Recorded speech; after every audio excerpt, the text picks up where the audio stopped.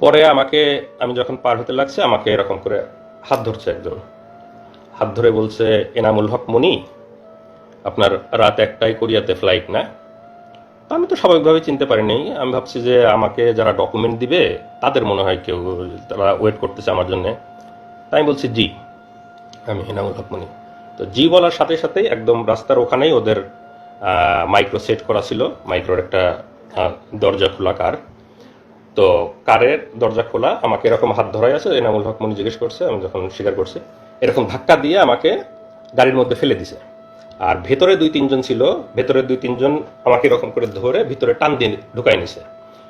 তো আমি চিল্লাচ্ছি, তুমি আপনারা কারা, আপনারা কারা, আমাকে নিয়ে যাচ্ছে। মানে আধা মিনিট থেকে 1 মিনিট, আধা মিনিট থেকে 1 মিনিটের মধ্যে এরকম আমাকে ধরে ভিতরে ধাক্কা দিয়ে ফেলে দিছে, আর ভিতর থেকে কয়েকজন টান দিয়ে ঢুকাই নিছে। তো আমি কথা বলারও খুব বেশি সময় পাইনি, মানে ওখানকার মানুষজন একটু বুঝতেছে। তারপর সাথে সাথে দরজাটা লাগাই দিল, কারো দরজা লাগাই দিয়ে 1 মিনিটের মধ্যে আমার চোখ বেঁধে ফেললো, তারপরে পিছনে হাত বেঁধে ফেললো, আর আমার মোবাইল, মানি ব্যাগ, ল্যাপটপ, আমার লাগেজ যা যা ছিল, মোবাইল, মানি ব্যাগ পকেট থেকে নিয়ে নিল। যেহেতু আমি ফ্লাই করার জন্য যাচ্ছি, আমার mobile, money bag, laptop, luggage যা যা ছিল সব কিছু নিয়ে নিল। জাস্ট চোখ বেঁধে ফেললো, পিছনে হাত বেঁধে ফেললো, মোবাইল, মানি ব্যাগ, ল্যাপটপ নিয়ে নিল, দরজাটা লাগাই দিয়ে গাড়ি টান। তো স্বাভাবিকভাবেই তো আমি আতঙ্কিত, যে কেউ আতঙ্কিত হবে সেই মুহূর্তে। তো আমি, মানে কি হয়েছে, মানে তখন আমি বুঝে উঠতেই সময় লাগতেছে যে কি হলো, কি হচ্ছে। পরে 4-5 মিনিট একটু ওরা নীরব, আমাকে একটু হওয়ার সুযোগ দিচ্ছে। আমি তো জোরে জোরে নিঃশ্বাস নিচ্ছে, আল্লাহর কাছে দোয়া করতেছি, মানে বুঝতেছি যে কি হলো, কিন্তু অনুমান করতে পারতেছি না। হঠাৎ করে তো কিছুক্ষণ পরে, এনামুল সাহেব, কি ভয় লাগছে, একজন জিজ্ঞেস করতেছে। তা বললাম যে হ্যাঁ, আপনারা কারা, আপনারা আমাকে কি নিয়ে যাচ্ছেন? না, ভয় নাই, আমরা তোমাকে কিছু জিজ্ঞাসাবাদের জন্য নিয়ে আসছি। তুমি তো হয়তো বুঝতে পারছো যে আমরা কারা। তো তোমাকে কিছু জিজ্ঞাসাবাদ করব। তোমার তো আবার রাতে ফ্লাইট আছে, তোমাকে আমরা এয়ারপোর্টে ড্রপ করে দিয়ে আসতে হবে। তো আমরা কিছু কথা জিজ্ঞেস করব, তুমি দ্রুত উত্তর দাও, তাহলে আমরা তোমাকে দ্রুত এয়ারপোর্টে দিয়ে আসতে পারবো। মানে আমাকে পুশ করতেছে যাতে আমি দ্রুত বললে তারা আমাকে প্রলোভন দেখাচ্ছে।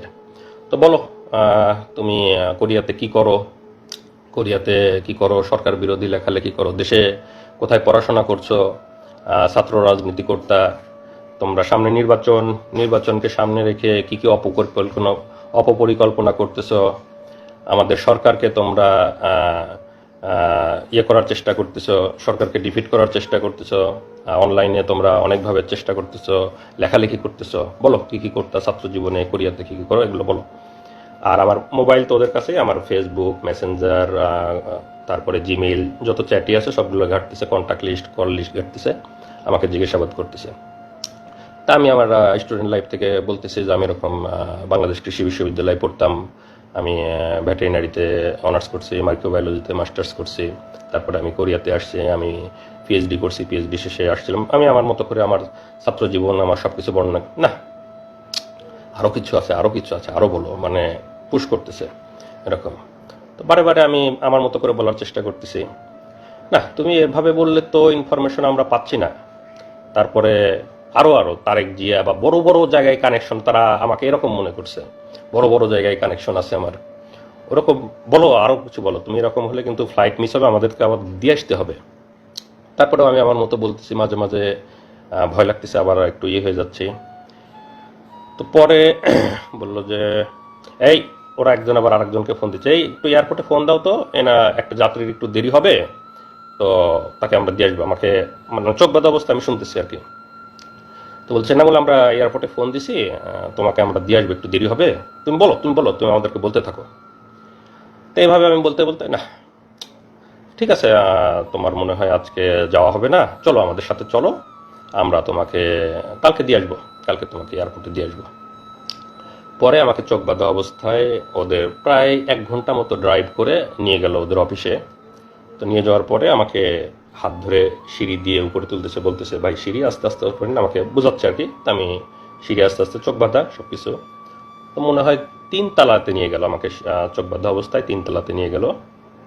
ওখানে নিয়ে গিয়ে চেয়ারে বসালো, চেয়ারে বসানোর পরে আবার জিজ্ঞাসাবাদ আমার, একদম নিজের নাম, বাবার নাম, মাতার নাম, বাড়ির ঠিকানা, বিশ্ববিদ্যালয়, কোরিয়ারি, সব ঠিকানা, শ্বশুরবাড়ির ঠিকানা সব কিছু লিখে ওখানে আবার জিজ্ঞাসাবাদ জিজ্ঞাসাবাদ, সামনে নির্বাচনকে সামনে রেখে অপপরিকল্পনা, অনলাইনে লেখালেখি, এগুলো অনেক কিছু নিয়ে জিজ্ঞাসাবাদ, আর ওই মোবাইল, ফেসবুক এগুলো ঘাটাঘাটি করতেছে।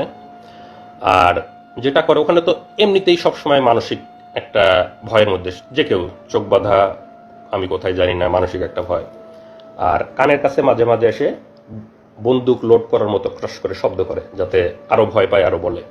আবার লাঠির খটখট খটখট শব্দ করে ফ্লোরে, বা এই মারবে, এই ইয়ে করবে। এনামুল আমাদের কাছে কিন্তু ওই কানে কানে ইয়ে লাগায় রাখেছে, আমাদের কাছে কিন্তু বাটন আছে, টিপ দিলে ইলেকট্রিক শক লাগবে, কানে ইয়ে লাগায় রাখে।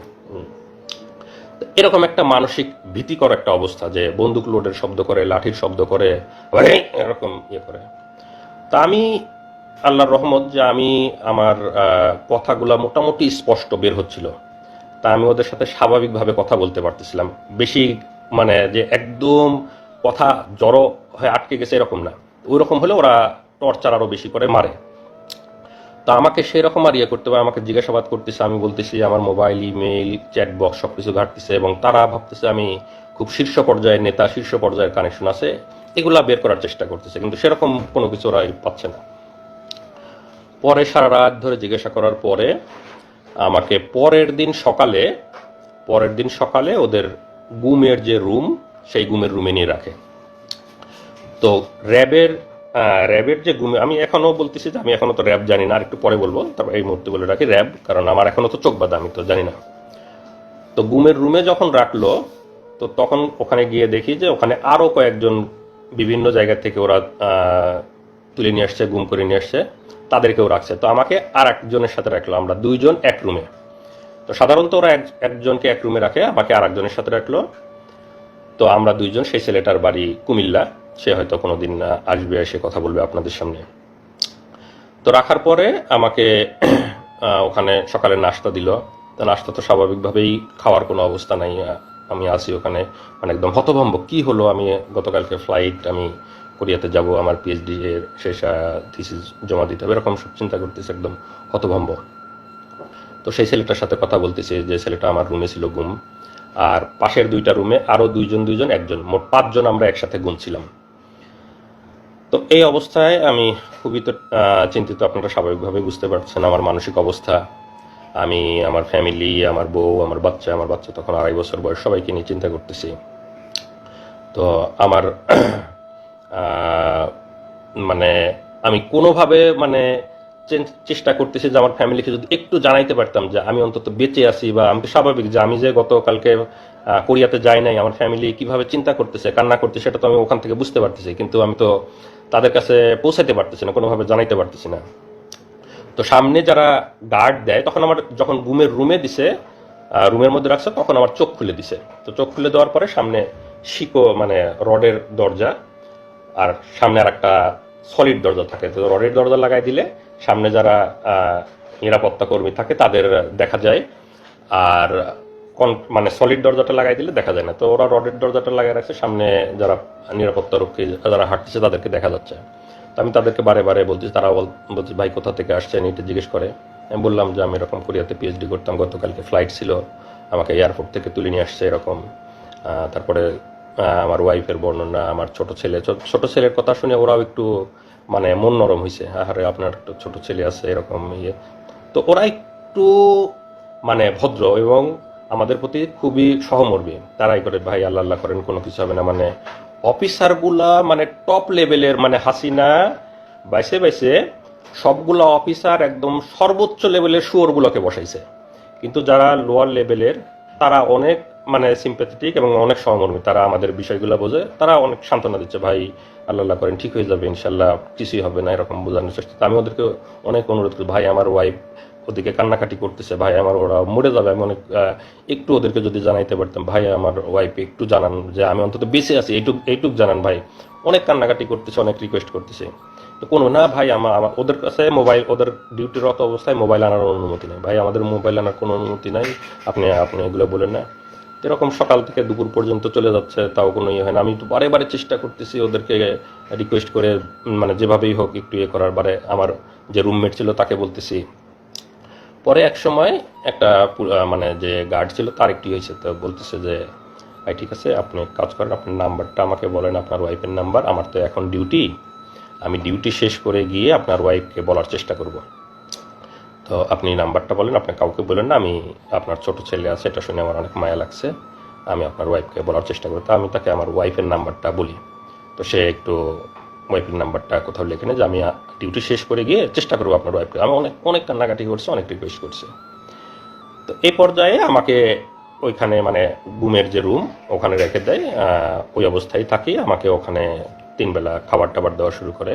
তো ওরা খাবারটা স্বাভাবিক খাবার দেয়, ওদের যে অফিসার্স মেসে যে রান্নাগুলো হয় সেই রান্নাগুলা প্রতি বেলায় এসে আমাদেরকে খাবারগুলো দিয়ে যায়, স্বাভাবিক খাবার, ভালো খাবার, অফিসার্স মেসে যে রান্না হয় সেগুলোই দিয়ে যায়।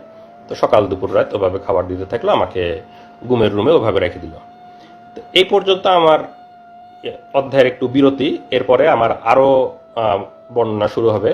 তো এই অবস্থায় তো আমার ওয়াইফরা ওদিকে কান্নাকাটি করতেছে, ওরা ওদিকে আমাকে খোঁজাখুঁজি করতেছে, ওদের কি অবস্থা আমার ওয়াইফের কাছে আপনারা এই পর্যায়ে একটু শুনুন, তারপরে আবার আমি বলবো। আসুন। আসসালামু আলাইকুম, আমি নাজনীন সুলতানা নিপা, এনামুল হক মনির ওয়াইফ। আসলে সেই দিনগুলো তো ভোলার মতো না। এখন হয়তো বর্ণনা করতে পারবো, কিন্তু সেই সময়টা কোনোভাবেই বোঝাতে পারবো না আপনাদেরকে। তো আমার হাজব্যান্ডের সাথে আমার লাস্ট কথা হলো 9:30টার দিকে, 9:23 আমার সাথে লাস্ট কথা হয়েছে। ও আমাকে বলছে যে ঘুমিয়ে পড়ো, আমি এয়ারপোর্টে কাজ শেষ করে তোমাকে কল দিব। তারপর আমি বাবুকে নিয়ে ঘুমিয়ে পড়লাম। রাত যখন 12টা বাজে আমার হুট করে ঘুম ভেঙে গেল। আসলে কেউ জার্নি করলে, পরিবারের কেউ জার্নি করলে তো ওরকম গভীর ঘুম হয় না। তো 12টার সময় আমার ঘুম ভেঙে গেল। আমি তখন মোবাইলটা নিয়ে তাকে কল দিলাম। তো তার মোবাইলে রিং হচ্ছে, কিন্তু কল রিসিভ করছে না। আবার আমি মেসেজ দিয়েছি যে ফ্রি হলে আমাকে কল দিও। তখন 12টা বাজে, তার ফ্লাইট ছিল 1:05-এ। তো আমি যখন মেসেজ দিচ্ছি, মেসেজ সিন হচ্ছে, কল রিং হচ্ছে, কিন্তু কলও ধরছে না, মেসেজে রিপ্লাইও দিচ্ছে না। তখন আমার কাছে খুব ইয়ে লাগলো যে মনে হয় ব্যস্ত আছে, হয়তো এয়ারপোর্টের কোনো ঝামেলা বা বিজি আছে এরকম। আমি অপেক্ষা করছি তারপর ওখান থেকে মেসেজ বা কল আসবে, কিন্তু আসছে না। তো যখন রাত 1টা পার হয়ে যাচ্ছে তখন আমার ভিতরে কি ব্যাপার, কেন এরকম হচ্ছে, ও তো আমাকে জানানোর কথা। তো তখন আমার মনে হলো যে হয়তো মোবাইল হারিয়ে ফেলছে, বা মোবাইল বা ল্যাপটপ হারিয়ে ফেলছে। কিন্তু আমার বারবার খালি একা একা, আমি কিন্তু রাতে আমার বাবুর সাথে একা ঘুমিয়েছি, আমার বাবা মা অন্য রুমে। তাই মধ্যরাতে তো আমি কাউকে কিছু বলতে পারছি না। তখন আমি খালি বারবার আল্লাহ আল্লাহ করছি যে আল্লাহ কি হলো, যদি মোবাইল হারিয়ে যায় তাহলে তো এয়ারপোর্ট থেকে অন্য কারো ফোন থেকে আমাকে একবার জানাবে সে, এটা আমি শিওর যে সে আমাকে জানাবে, কারণ আমি টেনশন করব। কিন্তু না, আমি অপেক্ষা করছি, রাত 1টা 2টা বেজে যাচ্ছে, কোনো মেসেজ নেই, কল নেই। রাত 1টার পরেও যখন তার ফ্লাইট ছিল, ফ্লাই করার সময়, তারপরেও আমি মেসেজ দিচ্ছি, কিন্তু মেসেজ সিন হচ্ছে, রিপ্লাই দিচ্ছে না। হ্যাঁ, তো আমার কাছে তখন থেকেই আমার খুব অস্থির লাগতেছে যে কিছু একটা হয়েছে, আমি শিওর। হয়তো মোবাইল হারাইছে বা কিডন্যাপ কিছু একটা হয়েছে। আমাদের বাংলাদেশে তো এসব খুব কমন। তারপরে সারা রাত কেটে গেল ওইভাবে। আমি ফজরের নামাজ পড়ে যে ভাইয়ের বাসায় গিয়েছিল, ছোট ভাইয়ের বাসায়, তাকে কল দিলাম, দিয়ে বললাম যে ভাইয়া আমি তো ওর সাথে যোগাযোগ করতে পারছি না, আপনার সাথে লাস্ট কি কথা হয়েছে, বা আপনি কি যোগাযোগ করেছিলেন তার সাথে? তখন সেই ভাই বলল যে না আপু, আমি তো ভাইকে রিক্সায় উঠাই দিছি, আমি তার সাথে যেতে চাইছিলাম, কিন্তু ভাই আমাকে না করলো। তো আমিও রাত্রিবেলা ফোন দিছি কয়েকবার, কিন্তু কথা হয় নাই। তারপরে তার কাছ থেকে শুনে আমার আরও ভয় লাগা শুরু হয়ে গেল। তখন আমি আমার যা, বাংলাদেশ কৃষি বিশ্ববিদ্যালয়ের প্রফেসর ডক্টর মার্জিয়া রহমান, তাকে কল দিলাম, ভাবিকে কল দিয়ে বললাম যে ভাবি এরকম রাতে কোনো যোগাযোগ হয়নি, সকালবেলাও কোনো পাচ্ছি না। তো সকালবেলা আর ভাবি প্রথমে বলতেছে আমাকে যে ও তো খুব মন ভোলা, মনে হয় ফোন টোন হারিয়ে গেছে, তুমি চিন্তা করো না, ও ল্যান্ড করে কল দিবে ইনশাল্লাহ। তো তারপরেও আমার মনের মধ্যে তো ধূপকণি যায় না। আমি সেই ভাইয়ের বাসা যেহেতু এয়ারপোর্টের একদম সামনে, আমি ওনাকে রিকোয়েস্ট করলাম যে ভাই আপনি একটু এয়ারপোর্টে যেয়ে, এই আমার হাজব্যান্ডের পাসপোর্টের ছবি ছিল আমার কাছে, যেহেতু আমিও কোরিয়াতে যাওয়া আসা করতাম, তো তার ডকুমেন্ট আমার কাছে ছিল। তখন আমি ওই ভাইকে তার পাসপোর্টের ছবি দিলাম যে এই নাম্বারের পাসপোর্ট হোল্ডার ঢুকেছে কিনা এয়ারপোর্টে, একটু খোঁজ নেবেন। তো সেই ভাই তখন সকাল 7টার সময় এয়ারপোর্টে যায়, সেই নাম্বার দিয়ে খোঁজ নেয় এবং তারা বলে যে না, এই লোক এয়ারপোর্টে ঢোকে নাই। তখন সকাল 7টা বাজে। তখন হলো আমি আমার ভাবিকে আবার কল দিয়ে বললাম, ভাবি এই অবস্থা, ও তো এয়ারপোর্টে ঢোকে নাই, আমি এরকম নিউজ পেলাম। তখন ভাবি বললো ঠিক আছে, তুমি ছবিটা পাঠাও পাসপোর্টের, আমিও খোঁজ নিচ্ছি, আমার অনেক স্টুডেন্ট আছে ওখানে। তারপর ভাবিও খোঁজ নিল এবং ভাবিও সেম উত্তর পেল। তারপর সবার টেনশন শুরু হয়ে গেল, তাহলে কোথায় গেল, কি হলো। তখন মানে ভাইয়া ভাবি আমি প্রথম জানাইছি আমাদের পরিবারে, আমার ভাসুর এবং যাকে, বাকিরা তো টেনশন করবে। তখন মানে ভাইয়া ভাবি তাদের মতো করে খোঁজ নিতে লাগলো, এবং এরপরেও মানে কোনো খোঁজ নাই। এদিকে মানে আমি বারবার শুধু ফোন টিপতেছি, আমার বাচ্চা খাচ্ছে না, আমার স্কুলে যাওয়ার সময় হয়েছে, আমি কোনো টাইম কয়টা বাজে আমি কিছুই জানি না। আমার মা হঠাৎ করে এসে বলতেছে স্কুলে যাবে না, এখনও তো খাইলে না, কখন যাবা? তখন আমি ঘড়ি দেখি যে 9:30 বাজে। ঠিক আছে, তো পরে আমি তখন প্রথম আমার মাকে বললাম যে আমি তো সাফওয়ানের আব্বুর সাথে কোনো প্রাইমারি স্কুলে চাকরি করতে। যোগাযোগ করতে পারছি না। আমি প্রাইমারি স্কুলে জব করতাম, আমার নিজের স্কুল, আমার এলাকার। তো তখন আমার আম্মা শুনে তো মানে তখনই চিৎকার করে একদম কান্নাকাটি শুরু করে দিছে। এবং আস্তে আস্তে আমার অন্যান্য ভাসুর, আমার ভাইরা যারা ঢাকায় থাকে, আমার কাজিনরা এবং আমার হাজবেন্ডের যে ফ্রেন্ডগুলোর সাথে আমার মানে যোগাযোগ করা, কি 2-1 জনের সাথে যোগাযোগ করলাম, সবাইকে তখন জানালাম যে তাকে খুঁজে পাওয়া যাচ্ছে না, তার সাথে কোনো যোগাযোগ হচ্ছে না। এবং কোরিয়াতে যারা যে ইউনিভার্সিটিতে উনি পিএইচডি করেছেন তাদেরকেও জানালাম। তখন তারাও এদিকে খোঁজ নিল। আমার হাজবেন্ডের কোরিয়াতে ল্যান্ড করার কথা ছিল সকাল 11টায়, মানে কোরিয়ান টাইম 11টায়, বাংলাদেশ টাইম হচ্ছে সকাল 8টায়। তো আমি যখন সকাল 8টা পার হয়ে গেল, সে ল্যান্ড করে নাই, এই খোঁজ পেলাম। এদিক কোরিয়া থেকেও মানে এয়ারপোর্টে খোঁজ নিচ্ছে তারা যে এরকম পাসপোর্ট হোল্ডার কেউ ল্যান্ড করছে কিনা, না তারাও মানে নেগেটিভ অ্যান্সার পারলো। এবং তারপর থেকে আমরা পুরোপুরি ধরে নিলাম সে মিসিং হয়েছে, কোনোভাবে কিডন্যাপ অথবা মলম পার্টি এই টাইপের কিছু একটা হবে। আমরা কখনোই কল্পনা করি নাই যে এটা রাজনৈতিক কিছু বা মামলা মোকদ্দমা মানে এই টাইপের কিছু হবে, গুম টাইপের, আমরা কখনোই ভাবিনি। তারপরে হ্যাঁ, সকাল তো পার হয়ে দুপুর হয়ে গেল। আমার ভাসুর ময়মনসিংহ থেকে, আমার ভাসুর প্রফেসর মাহমুদুল আলম, তিনি হচ্ছে ঢাকায় গেলেন। আমার কাজিনরা, তার ফ্রেন্ডরা সবাই যে যার মতো করে হসপিটালে, থানা, রেলওয়ে স্টেশনে, যেখানে যেখানে খোঁজা দরকার, এয়ারপোর্টের সামনে প্রত্যেকটা দোকানে দোকানে জিজ্ঞেস করেছে, ছবি দেখিয়ে জিজ্ঞেস করেছে যে এনাকে দেখছে কিনা। মানে তখন আমাদের অবস্থা এমন যে কোনো একটা অ্যাক্সিডেন্ট হয়েছে বা কিডন্যাপ কিছু একটা হয়েছে, এরকম কোনো ধরনের ক্লু, কোনো মেসেজ, কোনো কল কিছুই পাইনি আমরা। তারপর সারাটা দিন এভাবে চলে গেল এবং বারবার টিভিতে নিউজ মানে দেখতেছি যে কোনো অজ্ঞাত লাশের খবর আসতেছে কিনা, এই টাইপের মনের মধ্যে কত চিন্তা আসতেছে বলার মতো না। তারপরে যাই হোক সারা দিন চলে গেল, কোনো খোঁজ পেলাম না। রাত পার হয়ে গেল, 22 তারিখ দিবাগত রাত, মানে রাত যখন 12টা বাজে, মানে 23 তারিখ শুরু হলো, রাত 12টার সময় আমার হাজবেন্ডের নাম্বার থেকে আমার মোবাইলে কল আসলো। আমার মোবাইলটা যেহেতু ওরা নিয়ে নিছে, আমাকে যখন কিডন্যাপ করছে, গুম করছে, তখনই তো আমার মোবাইল ল্যাপটপ নিয়ে নিছে। আমার মোবাইল তো ওদের কাছে, আমার মোবাইল থেকে ওকে কল দিছে। হ্যাঁ, আমাকে কল দেওয়ার পরে মানে তারা বলতেছে যে আপনি কি এনামুল হক মনির ওয়াইফ? আমি বললাম যে হ্যাঁ, আমরা তো তাকে খুঁজে পাচ্ছি না, এই নাম্বার আপনি কোথায় পেলেন, এই ফোন কোথায় পেলেন? তখন সেই পুলিশ, মানে আমরা তো জানতাম না, পুলিশ মানে ওপর পাশ থেকে আমাকে বলছে যে বুঝতেই তো পারছেন, আমরা মানে ও আমাদের কাছে আছে, আমরা হচ্ছে মানে ওকে কিডন্যাপ করেছি, তো আমি যেভাবে যেভাবে বলবো আপনি সেভাবে কাজ করেন, তাহলে আমরা ওকে ভালো মানে ছেড়ে দিব, তার কোনো ক্ষতি হবে না, কিছু হবে না। আমি আর জাস্ট আপনাদের একটু কল রেকর্ডটা শুনে, আমি সেই সময় মানে সে ওই সময় মনে করছে যে কিডন্যাপার, তো কিডন্যাপার যেহেতু, তাহলে তো কিডন্যাপারের কথা পুলিশকে বলতে হবে, তো পুলিশকে বলার জন্য ও ওই সময় কলটা রেকর্ড করছে, যে পরে পুলিশের কাছে যা সকালে বলবে যে আমার হাজবেন্ডকে কিডন্যাপাররা কিডন্যাপ করছে, এই যে আপনাদের কল রেকর্ড, সেই হিসাবে কল রেকর্ড করছে। তো সেই কথাটা কি ছিল আপনারা শোনেন, ওর কল রেকর্ডটা আছে, কল রেকর্ডটা আমরা এখন লাইভের এখানেই প্লে করে দিচ্ছি। আমি জামালপুর। আচ্ছা, জামালপুর থাকেন, সমস্যা নাই। জি। তো এখন এনামুলকে আমরা ছাড়ার ব্যাপারে ফোন করছি, ঠিক আছে? ঘটনা কি সেটা এখন জানার দরকার নাই। ঘটনা এনামুল বাসায় গেলে, বাড়িতে গেলে তারপর বলবে। আচ্ছা, এখন কিছু বলতে পারবো না আমরা, ঠিক আছে? ও ভালো আছে তো ভাইয়া? ভালো না থাকলে কি আমরা যোগাযোগ করতাম? জি জি জি, হ্যাঁ ঠিক আছে। আমি একটু কথা বলতে চাই ভাইয়া, একটু খালি খালি মোর মুখটা খালি শুন ভাইয়া, আমি মরে যাচ্ছি একদম, একটু কথা বলতে দিবেন ভাই? আপনি কি যোগাযোগ করছি দেখে কি যোগাযোগ না করলে ভালো হতো মনে হয় না? আচ্ছা আচ্ছা, না ঠিক আছে, আপনি যা বলবেন তাই শুনবো, আপনি বলেন। সুস্থভাবে কথা বলেন, আপনাকে বলছি না সব থেকে কথা বলেন, কোনো উচ্ছৃঙ্খলার কোনো কিছু দরকার নাই। জি আচ্ছা ঠিক আছে ভাইয়া। এখন কথা হচ্ছে, আপনি আপনার ভাই ব্রাদার, ওনার ভাই ব্রাদার কাউকে কিছু বলতে পারবেন না, যেহেতু আপনি কথা বলছেন। হ্যাঁ আমরা সবার সাথে কথা বলতে পারবো না, কথা একজনের সাথে বলবো।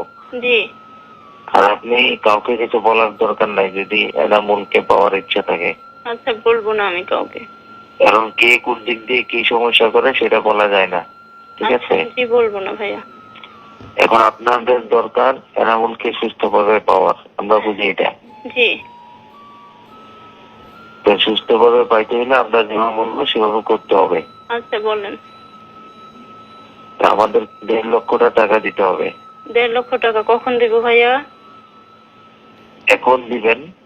এখন? এত রাতে ব্যাংকে তো টাকা হ্যাঁ। ভাইয়া। আচ্ছা, আমি টাকার ব্যবস্থা করব। হ্যাঁ, আমি আপনার টাকা ব্যাংকে? জি ব্যাংকে। আমি তো কেন, কোন দোকানদার পরিচিত নাই? এই যে মোবাইলের অ্যাকাউন্টের দোকানদার আছে, জি ওইখানে কেউ পরিচিত নাই? খোঁজ খোঁজ নিলে পরিচিত মানে হয়তো পাবো, কিন্তু আমি তো মেয়ে মানুষ, এটা তো আমার মানে একজনকে হলেও জানাতে হবে না ভাই। না, আপনাকে কেউ যদি বিদেশ থেকে টাকা পয়সা পাঠায় তো কিভাবে তোলেন? মোবাইল অ্যাকাউন্টে তুলেন না? বিদেশ থেকে তো পাঠায় না, আমার হাজবেন্ড তো মানে, আমি তো প্রাইমারি স্কুলে চাকরি করি, আমার টাকা দিয়ে আমি চলি, বুঝছেন?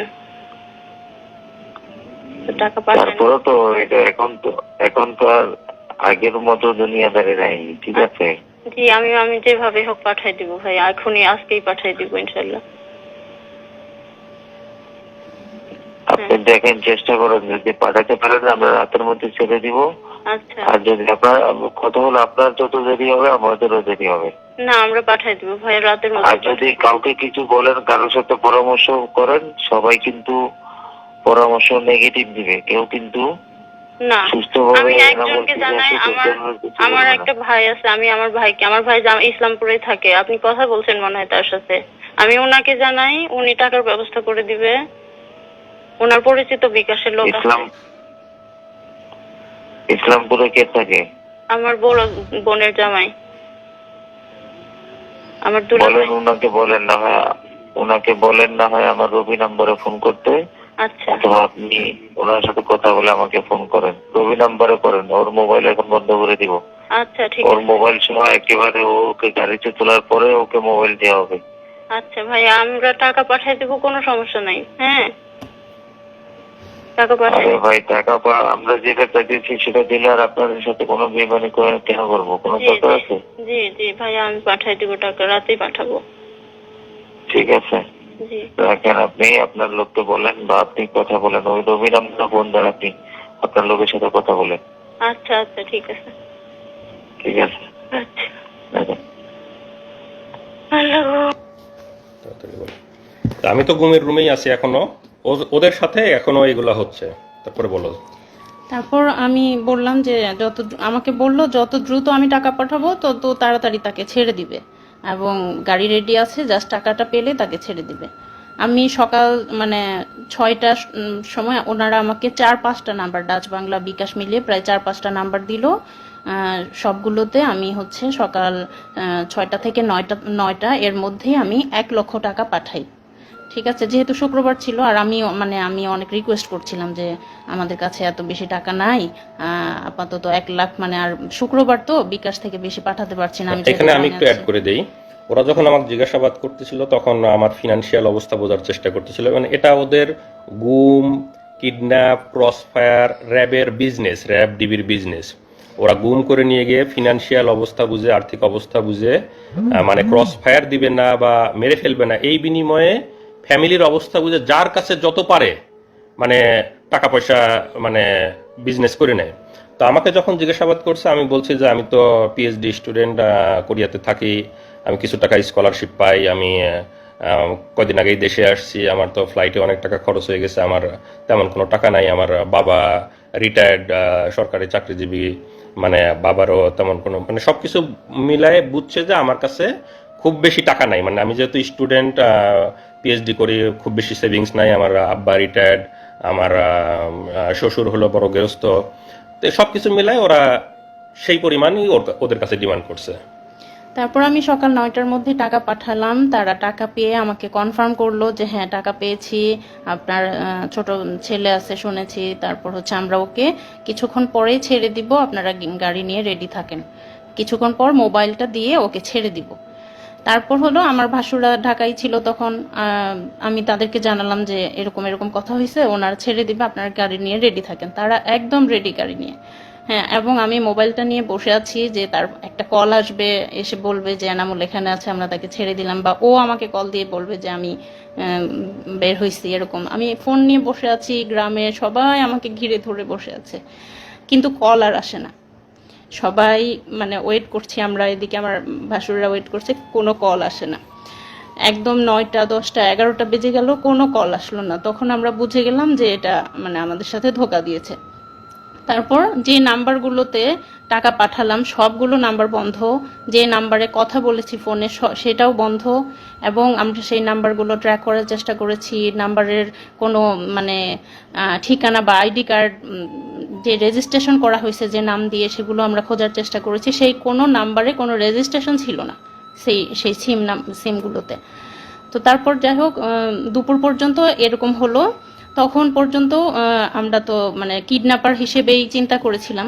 যখন দুপুরে টাকা পয়সা নেওয়ার পরেও ছেড়ে দিল না বা কোনো খোঁজ পেলাম না, তখন আমাদেরকে আমাদের অনেক শুভাকাঙ্ক্ষী, আমার হাজবেন্ডের ফ্রেন্ড এবং তার ছোট ভাই বড় ভাই সবাই মিলে আমাকে ফোন করে বলতেছে যে আপু এটা ইয়ে না, এটা হচ্ছে কিডন্যাপ না, ভাইয়াকে সম্ভবত গুম করা হয়েছে, আমরা ধারণা করতেছি, এবং ইলেকশনের আগে এগুলো খুব বেশি করা হচ্ছে।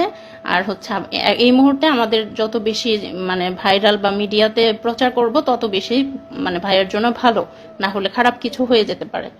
তো তখন আমি ফ্যামিলির সাথে কথা বলে তাদেরকে অনুমতি দিলাম, এবং সেই মুহূর্তে কোরিয়া, বাংলাদেশ এবং TV channel, news paper, daily star, প্রথম আলো সব জায়গায়, ফেসবুক সব জায়গায় ভাইরাল হয়ে গেল। আমরা প্রচার করলাম যে তাকে পাওয়া যাচ্ছে না এয়ারপোর্টের সামনে থেকে, মানে এয়ারপোর্টে যাওয়ার পর থেকে তাকে আমরা খুঁজে পাচ্ছি না। এরকম নিউজ হলো, একদম মানে কোরিয়া, বাংলাদেশ সব জায়গায় একদম ভাইরাল হয়ে গেল। তারপর হচ্ছে তারপরটা উনি বলবেন। সে সময় আসলে অনেক পত্রিকা, টিভি মিলে, যেহেতু আমি বিশ্ববিদ্যালয়ে পড়তাম, আমার বন্ধু, বড় ভাই, ছোট ভাই অনেকে সাংবাদিক ছিল, কোরিয়াতে অনেক সাংবাদিক বন্ধু ছিল, তো সবাই মানে যার যার অবস্থান থেকে চেষ্টা করে, সবাই নিউজ করে, অনেকটা ভাইরাল মতো হয়ে যায় সেই 2018 সালে, যাদের মনে আছে। তো এখানে একটা জাস্ট নিউজ আমার, যে এখানে ইংলিশ একটা নিউজ পেপার, যে পিএইচডি স্টুডেন্ট গোজ মিসিং, প্রথম আলো সহ অনেক জায়গায় আসে যে কোরিয়াতে ফেরার পথে পিএইচডি স্টুডেন্ট অপহরণ হয়ে গেছে। তো নিউজগুলো অনেকটা ভাইরাল মতো হয়ে যায়। তা আমি তো ওখান থেকে বুঝতেছি না, আমি যেহেতু ঘুমের রুমে আছি, আমি তো বুঝতেছি না আমাকে নিয়ে এত কিছু হচ্ছে। আমি বুঝতেছি সবাই খোঁজাখুঁজি করতেছে, কিন্তু এত নিউজ হয়েছে এটা তো আর আমার ধারণা নাই। তো ওখানে একবার একটা কারারক্ষী মানে যে গার্ড থাকে, সে একবার এসে জিজ্ঞেস করতেছে আপনি কি পিএইচডি স্টুডেন্ট নাকি, মানে ডিউটি চেঞ্জ হয়েছে অন্য একজন। তাই বললাম যে হ্যাঁ। আচ্ছা, আপনাকে নিয়ে অনেক লেখালেখি হচ্ছে, আপনার বন্ধু টন্ধু আছে নাকি সাংবাদিক? তোমাকে হ্যাঁ, তো বিশ্ববিদ্যালয়ে পড়ছে, অনেক সাংবাদিক বন্ধু আছে। একটু খালি মানে বুঝতে পারলাম যে মনে হয় আমাকে নিয়ে অনেক লেখালেখি হচ্ছে। এরপরে আসল মানে যে এতক্ষণ তো বললাম যে আমাকে উপরে একটা রুমে রাখছিল, যেখানে আমরা 2জন ছিলাম এক রুমে, এবং সর্বমোট 5জন ছিলাম পাশাপাশি রুমে।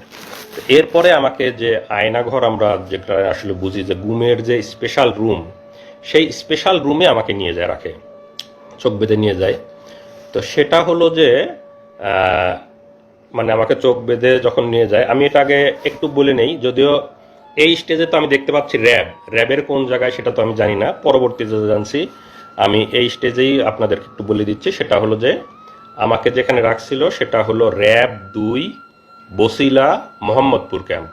আমি আবার বলতেছি, র্যাব 2 বসিলা মোহাম্মদপুর, ঢাকা, এখানে আমাকে রাখছিল। তো সেখানে আমাকে চোখ বাঁধে যখন নিয়ে যাওয়ার পরে আপনারা যদি সাংবাদিক বা যারা আছেন যারা মানবাধিকার কর্মী আছেন তারা যাবেন, তারা দেখবেন র্যাব 2 এর বছিলা মোহাম্মদপুর ক্যাম্পে যদি আপনারা দরজা দিয়ে ঢুকে ডান পাশের যে বিল্ডিংটা স্বাভাবিকভাবে দেখে মনে হবে একটা স্বাভাবিক বিল্ডিং, একতলা কি দোতলা বিল্ডিং, একটা গেট দিয়ে ঢুকে ডান পাশের বিল্ডিংটা। তো সেই বিল্ডিংয়ে আমাকে তখন ওই রুম থেকে চোখ বেঁধে নিয়ে গেল একটা টয়লেটের মধ্যে দিয়ে দরজা আছে, দরজা দিয়ে সম্ভবত আন্ডারগ্রাউন্ডে নিয়ে গেল। সেখানে একদম সিঙ্গেল গুমের রুম করা আছে, এখানে বিভিন্ন যাদেরকে গুম করে নিয়ে আসে সেখানে রাখা, আমাকে সেই একটা রুমে রাখলো। তো সেই রুমটার বর্ণনা এরকম যে আমরা যদি বাংলাদেশের একটা টয়লেট মতো চিন্তা করি, লো কমোড টয়লেট যেগুলো আমরা স্বাভাবিকভাবে ইউজ করতে হবে, হাই কমোড টয়লেট না। তো ওই রুমের মধ্যে একটা ছোট্ট টয়লেট আছে, একটা ট্যাপ, একটা বদনা। তার মানে আপনার টয়লেট বা প্রস্রাব করার জন্য বাইরে যেতে হচ্ছে না, ওখানে টয়লেট করা যাবে। আর বাকি যে ফাঁকা জায়গাটুকু আছে, মানে একটা টয়লেটের বড় একটা টয়লেটের জায়গার মতো বাকি যে ফাঁকা জায়গাটুকু আছে, সেই জায়গায় একটা স্বাভাবিক মানুষ টান হয়ে শুয়ে থাকতে পারবে না। আমি হাইটে অত বেশি লম্বা না, তারপরে আমাকেও পা একটু ঘুচায় এভাবে শুয়ে থাকতে হতো, এরকম এতটুকু জায়গা। আর সামনে যে দরজাটা একদম সলিড, এই দরজাটার মানে রডের শিক নাই, দরজাটা একদম সলিড, দরজার মানে হেড বরাবর একটা গোল ছিদ্র করা। তো সামনে যারা মানে গার্ড থাকে, তো কাউকে বলার দরকার হলে ওই ছিদ্রর ওইটা সরায় ওদেরকে ডাক দিলে তখন ওরা কোনো কথা বলা বা কোনো জরুরি কিছু দরকার হলে ওরা, বা খাবার দেওয়ার দরকার হলেও ওদিক দিয়ে এসে কথা বলে তারপরে খাবার দেয়। তো ওইটা হলো একদম স্পেশাল রুম, ঘুমের যে একদম মানে আমরা ভাষায় বর্ণনা, আপনারা আয়নাঘরের অনেক ছবি হয়তো ইয়েতে নেত্র নিউজে বা বিভিন্ন জায়গায় দেখছেন, আগামীতে আরও আসবে, আপনারা হয়তো ভিডিও দেখতে পারবেন, সাংবাদিক মানবাধিকার কর্মীরা যাবেন, সেগুলো ভিডিও করে নিয়ে আসবেন। তো একদম যেটা বর্ণনা দিলাম, একটা ছোট টয়লেট এবং বাকি যে ফাঁকা জায়গাটুকু থাকে কষ্টে মষ্টে পা ভাস করে একজন মানুষ শুয়ে থাকতে পারে। তা আমাকে ওখানে রাখার পরে একা ওই রুমগুলো হলো সিঙ্গেল ইউনিট, একা রাখলো। তো স্বাভাবিকভাবে ওখানে তো সবসময় মৃত্যু আতঙ্ক, মানে কখন মেরে ফেলবে, কখনই মানে সবসময় কল্পনা যে মেরে কোথায় লাশ ফেলে দেবে, কেউ টের পাবে। বাংলাদেশে যা হয় মানে লাশ ভাসতেছে, গুম হয়ে যাচ্ছে, নিখোঁজ হচ্ছে, কে কোথায় মারা যাচ্ছে, কার কোথায়, সেগুলো সবসময় চিন্তা হচ্ছে। তো পরের দিন রাতের বেলা আমাকে আবার ওই গুমের ওই সিঙ্গেল রুম, আয়নাঘরের যে সিঙ্গেল রুম, সেই রুম থেকে নিয়ে আবার অফিসারদের রুমে নিয়ে যায়। অফিসারদের রুমে যখন যাবে সবসময় চোখ বাঁধা, গুমের রুমে থাকা অবস্থায় চোখ খোলা রাখে। অফিসারদের রুমে যাওয়ার সময় সবসময় চোখ বাঁধা, কারণ কে জিজ্ঞাসাবাদ করতেছে, কে অফিসার, কে কি, কোনো কিছু বোঝার সুযোগ নাই। তারা বাংলাদেশি না ভিনদেশি তাও বোঝার সুযোগ নাই। এবং আমার কাছে যথেষ্ট সন্দেহ হয়েছে যে তাদের মধ্যে কিছু ভারতীয় মানে বা এদের থাকতে পারে, এবং এদের জিজ্ঞাসাবাদ, এদের টেকনোলজি, মোবাইল সার্চিং, এগুলো এত ইন্টেলেকচুয়াল, এত দক্ষ, আমার কাছে মনে হয় না যে বাংলাদেশিরা এত দক্ষ হতে পারে। তাদের মধ্যে 2-1 জন মানে ভারতীয় রয়ের গুপ্তচর থাকা অসম্ভব কিছু না, আমার কাছে মনে হয়েছে। হ্যাঁ, বা এবং ভাষাটাও সবসময় একদম পিওর বাংলা মনে হয় নাই, কয়েকজন কথা বলতেছিল। যাই হোক, যেটা বললাম যে মানে অফিসারদেরকে আমরা যেহেতু দেখতে পাচ্ছি না, তাদের বর্ণনা দেওয়ার তো সুযোগ নেই এই স্টেজে। তো সেখানে এরা রাতভর আবার আমাকে জিজ্ঞাসাবাদ করে, এবং সেদিন মানে ফিজিক্যাল টর্চার করে নাই, ভয়াবহ মানসিক টর্চার করছে। যেটা বললাম যে বন্দুকের গুলির শব্দ, লাঠির শব্দ, মানে কানে ইলেকট্রিক শক দেওয়ার মতো শব্দ, ভয়াবহ মানসিক টর্চার করে। এবং আমাকে প্রায় হয়তো আনুমানিক রাত 12টার দিকে আবার এনে গুমের রুমে রেখে দেয়। তো সেই দিন আমি মানে মোটামুটি এমনিতে অনেক আতঙ্ক ভয়, সেদিন মনে হলো যে আজকে মনে হয় খারাপ কিছু করতে পারবো। ওদের জিজ্ঞাসাবাদের ধরন বা সব কিছু মিলায় খুব মানে ভীতিকর একটা অবস্থা। তো এসে কোনো মতো শুয়ে আছে, ঘুমাই না, ঘুম তো আসার কোনো সুযোগই নাই ওখানে। তো যে অবস্থা, হয়তো ক্লান্ত হয়ে গেলে চোখটা একটু বুঝে আসে। তা আমাকে শেষ রাতের দিকে, রাত 4:30 বাজে, তখন আবার আইসে দরজায় মানে র্যাবের একজন নক করছে, ভাই আপনি আসেন, আপনাকে নিয়ে দ্রুত অপারেশনে যাইতে হবে। তখন তো আমার বুকের মধ্যে একদম মানে করে উঠছে যে এত রাতে অপারেশন, মানে তখন তো এমনিতে সবসময় মৃত্যু চিন্তা, ক্রস ফায়ারের চিন্তা, মানে আমাকে শুধু দরজায় ডাক দিছে, আপনি বের হয়ে আসেন, আপনাকে নিয়ে অপারেশনে যেতে হবে। তখন আমি পুরাপুরি শিওর যে ভাই মানে মনে হচ্ছে যে আমাকে ক্রস ফায়ারের দেওয়ার জন্য অপারেশন, র্যাবের অপারেশন এত রাতে আর কি হবে। তখন রাত 4-4:30 বাজে, আমি বুঝতেছি ফজরের সময় হয়ে যাচ্ছে। তখন আমি ওদেরকে বললাম, মানে ওই সময় তো চিল্লা চেঁচামেচি করেও কোনো লাভ নাই, মানে কেউ তো শোনার নাই। তখন আমি ওদেরকে বললাম যে ভাই একটু দেরি করেন, এখনই তো মানে আজান হয়ে যাবে, আমি ফজরের নামাজটা পড়ে নিই, আমি নামাজটা পড়ে বের হই। জীবনের মানে আমি একদম পুরাপুরি শিওর। আমি এখন হয়তো বলতে বলতে আমাদের অশ্রু শুকাই গেছে। মানে প্রথম প্রথম যখন বলতাম আমি কান্নাকাটি করতাম আমার ওয়াইফের কাছে, সবার কাছে যখন বর্ণনা করছি, এখন বলতে বলতে মানে আমার অশ্রু শুকাই গেছে, হয়তো বা সেই এক্সপ্রেশনটা আসতেছে না যে মানে প্রথম দিকের আমার কি অবস্থা ছিল। আমি শতভাগ শিওর যে আমাকে ক্রস ফায়ারের জন্য নিয়ে যাচ্ছে, শুধু বলছে যে আপনি বের হন, আপনাকে নিয়ে অপারেশনে যেতে হবে। তা আমি ওদেরকে বললাম যে ভাই আমাকে একটু সময় দেন, আমি নামাজটা পড়ে বের হই, জীবনের শেষ নামাজ আমি পড়ে বের হই। আমি একদম মানে চিল্লা চেঁচামেচি করতেছি না, চিল্লা চেঁচামেচি করে তো কেউ শোনার নাই। তো পরে আমি সুন্দর করে অজু করছি। অজু করে যখন টয়লেটে নিয়ে গেছে, ওরা চোখ বেঁধে হাত ধরে ধরে নিয়ে যায়। ওখানে গিয়ে আমি একটা খোয়া পাইছি, আমাদের যে খোয়া থাকে, তো খোয়াতে আমি টয়লেটের দেয়ালে মানে একটা নাম্বার লিখে, মানে আমার ওয়াইফের নাম্বারটা লিখে আসছি। মানে আমার কাছে মনে হচ্ছে যে আমাকে তো ক্রস ফায়ার দিয়ে দিবে, আমার ওয়াইফ বা আমার ফ্যামিলি মেম্বার কেউ কোনোদিন জানতেও পারবে না আমি কোথায় ছিলাম, কিভাবে মারা গেছি। যদি কেউ কোনোদিন পরবর্তীতে গুম হয়ে এই টয়লেটে আসে, এই নাম্বারটা যদি দেখে, তাহলে হয়তো সে একটু বুঝতে পারবে, তাহলে হয়তো সে আমার ওয়াইফকে হয়তো একদিন ফোন দিয়ে যায়, এই নাম্বারটা ওখানে পাইছিলাম, আপনি কে, আপনার এই নাম্বারটা আমি টয়লেটে পাইছি। এরকম মনে হচ্ছে যে কোনোভাবে যদি একটু জানাইতে পারতাম তাদেরকে যে আমাকে আজকে মেরে ফেলতে যায়, বা এরকম ফিলিংস। তো আমাকে বলে যে ভাই তাড়াতাড়ি করেন, আপনি তাড়াতাড়ি নামাজ পড়েন, আপনি তাড়াতাড়ি নিয়ে যেতে হবে, স্যাররা ওয়েট করতেছে। তা আমি অজু করে একদম ফজরের নামাজটা পড়লাম। আমার মানে সেই শেষ নামাজের যে কি ফিলিংস, এটা আমি মানে ভাষায় প্রকাশ করতে পারবো না। আমি একদম কনফার্ম আমাকে ক্রস ফায়ারে নিয়ে যাচ্ছে, এটা আমার জীবনের শেষ নামাজ। সেই নামাজের যে কি মানে ফিলিংস, সেটা আমার মানে এই মুহূর্তে বলার ভাষা নাই। নামাজ পড়ে আল্লাহর কাছে একদম অঝোরে কান্নাকাটি করে আল্লাহর কাছ থেকে জীবনের যত গুনাহ আছে সব মাপ চেয়ে একদম বিদায় নিয়ে যাচ্ছি। যে আল্লাহ তুমি আমার সব গুনাহ মাফ করে দিয়ে আমার বউ বাচ্চাকে দেখে রাখো। মানে একদম মৃত্যু পথযাত্রী মানুষের দোয়া যা হয়, আমি একদম দোয়া করে নামাজ পড়ে বের হলাম। আমাকে চোখ বেঁধে নিয়ে বের হলো। বের হওয়ার পরে আমি দেখলাম যে 3টা গাড়ি সাজানো, র্যাবের 3টা গাড়ি, সামনে মাঝখানে পিছনে। তো 3টা গাড়ি সবাই অস্ত্র সজ্জিত হয়ে ওখানে দাঁড়ায় আছে, র্যাবেরিয়ে কেউ হয়তো কাটার নিয়ে দাঁড়ায় আছে, কেউ হাতুড়, কেউ এরকম। তা আমার কাছে মনে হচ্ছে যে আমাকে ক্রস ফায়ার দিয়ে মারবে, যে কাটারগুলো দিয়ে হাত পা এগুলো কাটবে, মানে অঙ্গ প্রত্যঙ্গ বিচ্ছিন্ন করে করে ফেলবে, মানে বিভিন্ন রকমের অস্ত্র নিয়ে দাঁড়ায়, স্বাভাবিকভাবে ভীতিকর। আমাকে চোখটা এমনি বাইদে, ওখানে একটু দেখার মানে চোখটা খোলা ছিল জন্য সবগুলো দেখছি। আমাকে চোখ বাইদে মাঝখানের গাড়িতে তুললো, ওরা সামনের গাড়ি পিছনের গাড়ি, মাঝখানের গাড়িতেও আরও কিছু উঠলো, আমাকে নিয়ে গাড়ি নিয়ে টান দিল। এটা হলো হয়তো ভোর 5টা মতো বা 4:30 থেকে 5টা আনুমানিক আর কি। তো গাড়ি চলতেছে চলতেছে, আমি একদম অঝোরে শুধু আল্লাহর কাছে হাত তুলে দোয়া করতেছি, মানে জীবনের শেষ মুহূর্তের যত মাপ চেয়ে নেওয়া, জীবনের শেষ মুহূর্তের যত দোয়া আল্লাহর কাছে করতেছে। আর পাশের যারা আছে তারা সান্ত্বনা দিচ্ছে, ভাই কান্না করেন না, আল্লাহ আল্লাহ আল্লাহ শিখ করি, তারা তখনও সান্ত্বনা দিচ্ছে। আর আমি অজোরে আল্লাহর কাছে শুধু দোয়া করে যাচ্ছি এরকম। আমি তো জানি যে আমাকে ক্রস ফায়ারে নিয়ে যাচ্ছে, শেষ মুহূর্তে যত আল্লাহর কাছে মাপ চেয়ে নেওয়া যায়। তো এইভাবে প্রায় 1 ঘন্টা মতো গাড়িটা চললো। চলার পরে কোথায় যেন থামলো। তো আমার যেহেতু চোখ বাঁধা, আমি তো বুঝতে পারতেছি না কোথায় থামলো।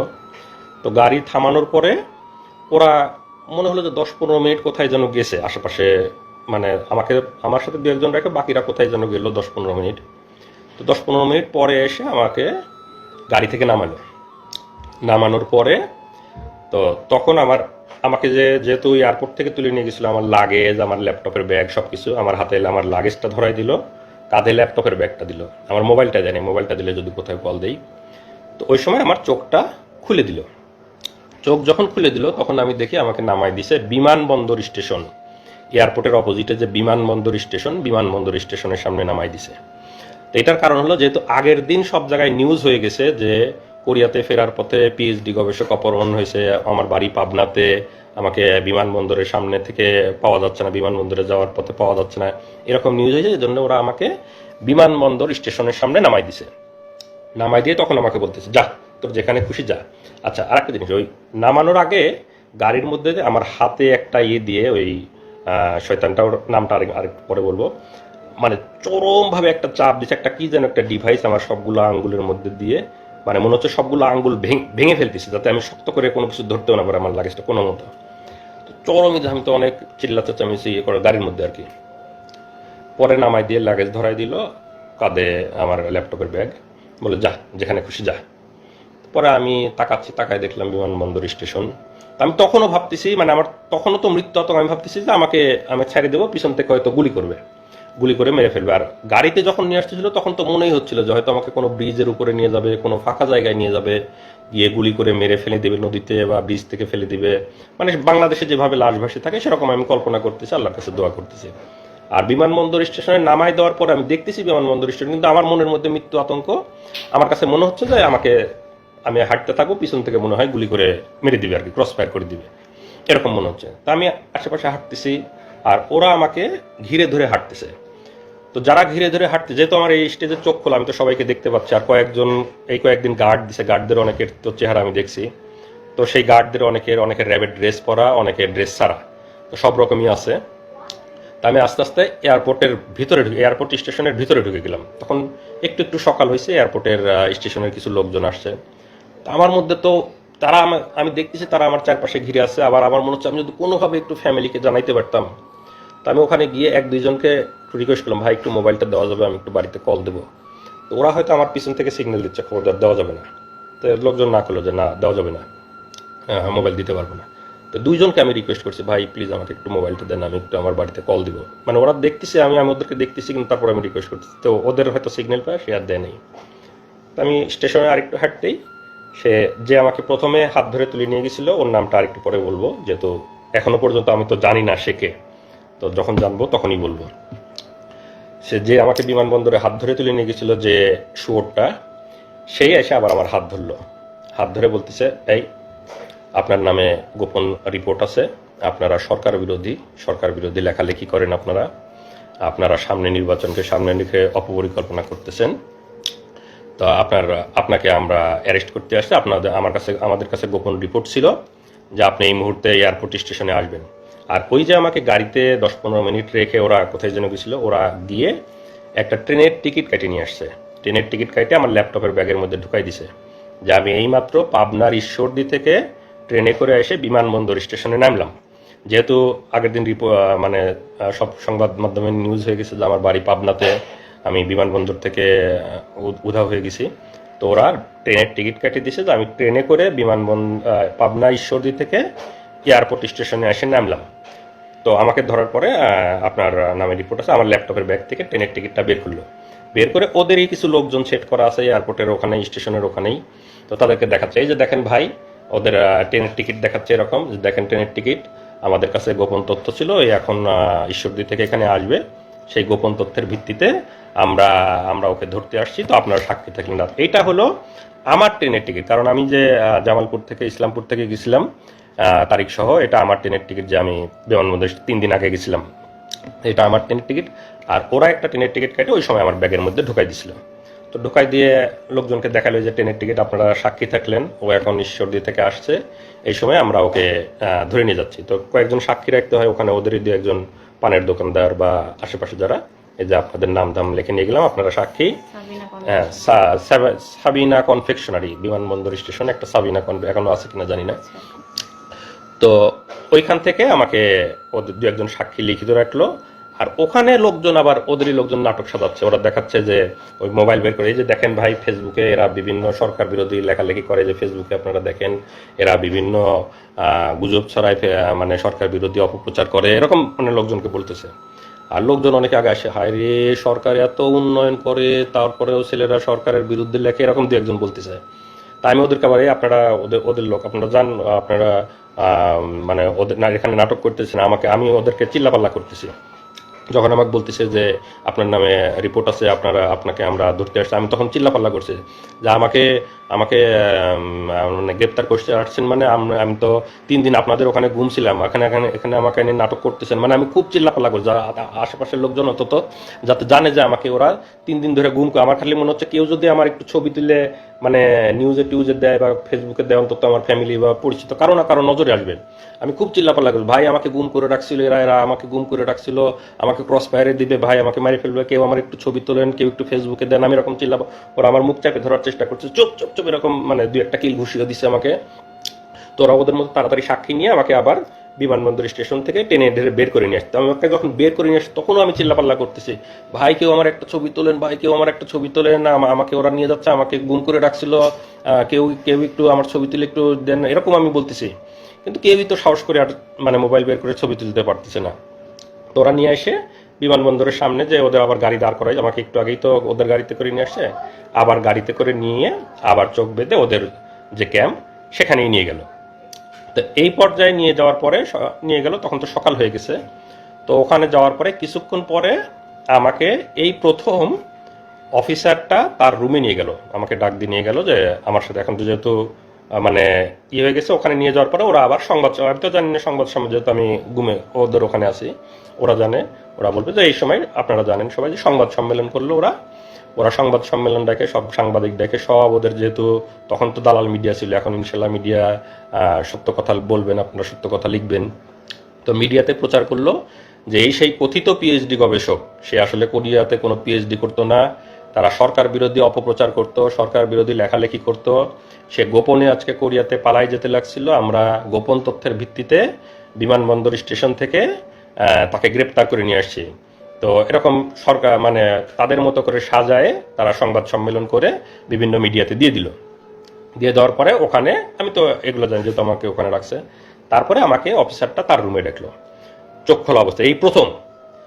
তো তখন যখন আমাকে ডাকছে, তখন আমি প্রথমবারের মতো তার মানে রুমে ঢোকার আগে তার নেম প্লেটটা একবার দেখে গেছি যে কে।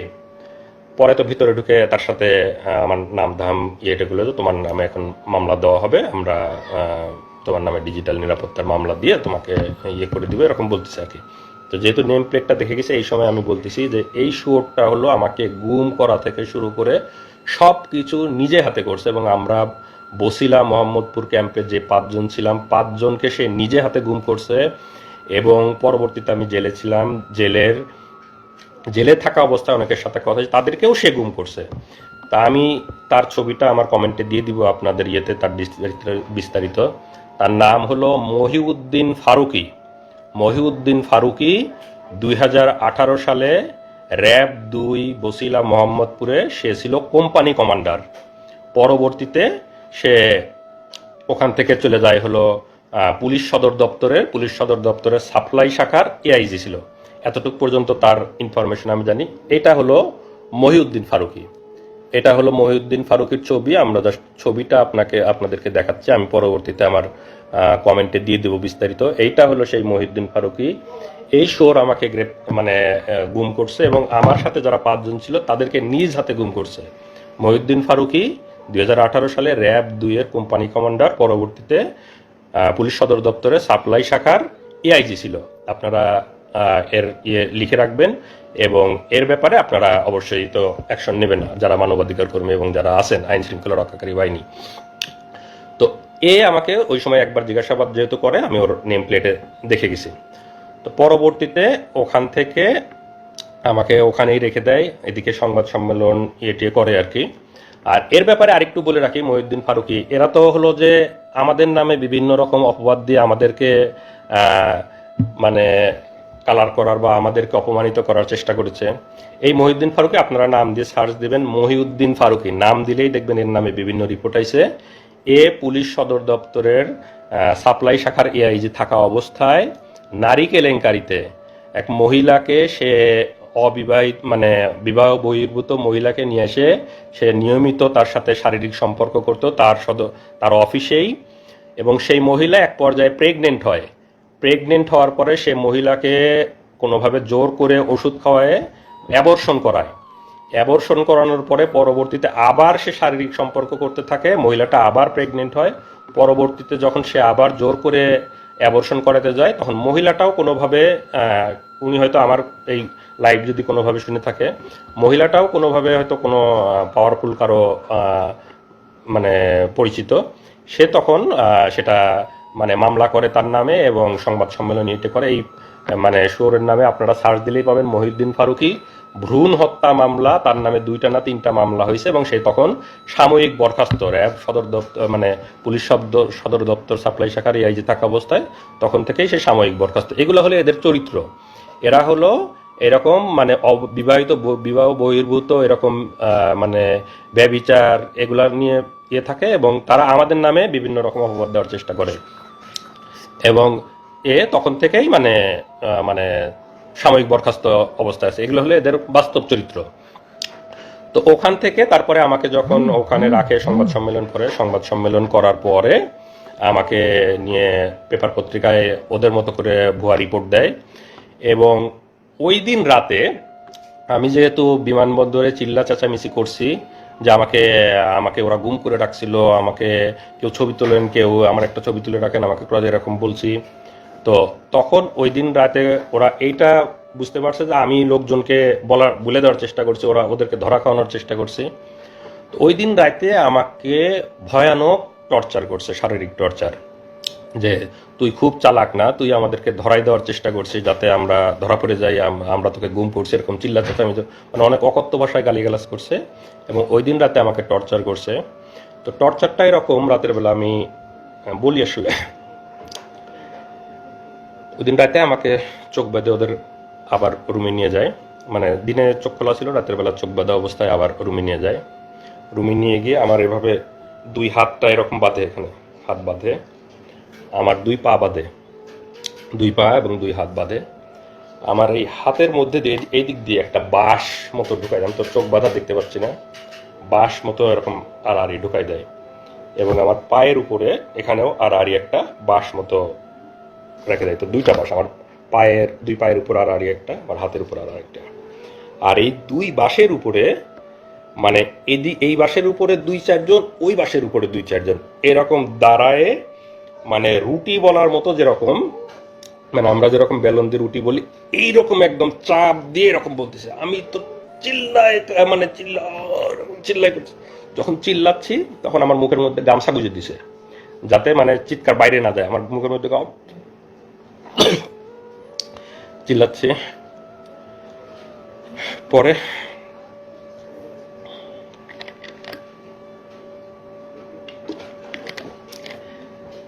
এভাবে প্রায় 15-20 মিনিট আমার উপর ভয়াবহ টর্চার চালায় ওরা।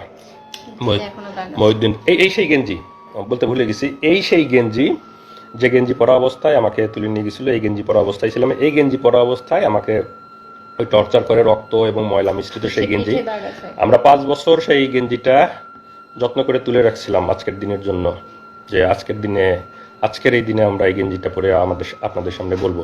এই সেই গেঞ্জি পরা অবস্থায় আমাকে টর্চার করে, ভয়ানক টর্চার, রক্ত এবং ময়লা এখনো আছে। টর্চার করার পরে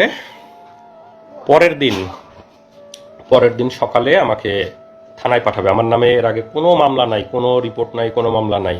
এখন তো আমাকে থানায় দিতে গেলে একটা মিথ্যা মামলা দিতে হবে। তখন পরের দিন সকালে ওরা একটা ভুয়া ডিজিটাল নিরাপত্তা, আপনারা জানেন যে ডিজিটাল নিরাপত্তা আইনের অবস্থা, আমরা সবাই এই আইনের যে মানে কালো দিক, সেদিকের মানে শিকার মানবাধিকার কর্মীরা, সাংবাদিকরা, আমরা যারা বাক স্বাধীনতায় বিশেষ করে আমরা সবাই শিকার। তা আমার নামে ভুয়া ডিজিটাল নিরাপত্তা আইনে একটা মামলা দেয়।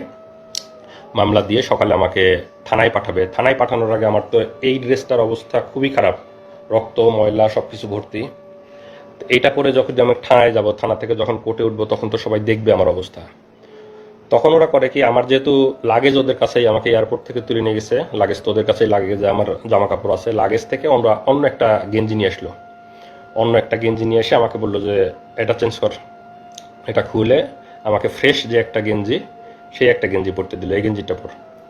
তো আমার মানে হাত পায়ের আমার ওঠার মতো অবস্থা নাই, কোনো মতে ওরাই পরাই দিল। আমি কোনো মতো ই করে পরে গেঞ্জিটা চেঞ্জ করে, এই গেঞ্জিটা আমার লাগেজে, মানে ভাগ্যিস সেই গেঞ্জিটা ওরা আমার লাগেজে দিয়ে রাখছিল, ওই এটাই করে লাগেজেই ফেলে দিয়ে রাখছে।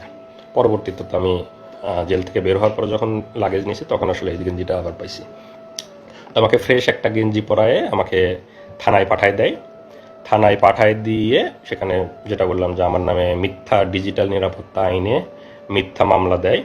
মামলা দেওয়ার পরে আমি তো থানায় এসে, এদিকে তো আমার পরিবার খোঁজাখুঁজি করতেছে, যে সংবাদ সম্মেলনে ওরা যাচ্ছে, মানে দেখতে পাইছে যে আমাকে মানে গ্রেপ্তার দেখাইছে, কিন্তু এখনো ওদের সাথে আমার দেখা হয় নাই। আমি তো বুঝতে পারতেছি না যে আমাকে গ্রেপ্তার মানে পেপার পত্রিকায় মিডিয়া, কারণ আমি তো আমার জগতে।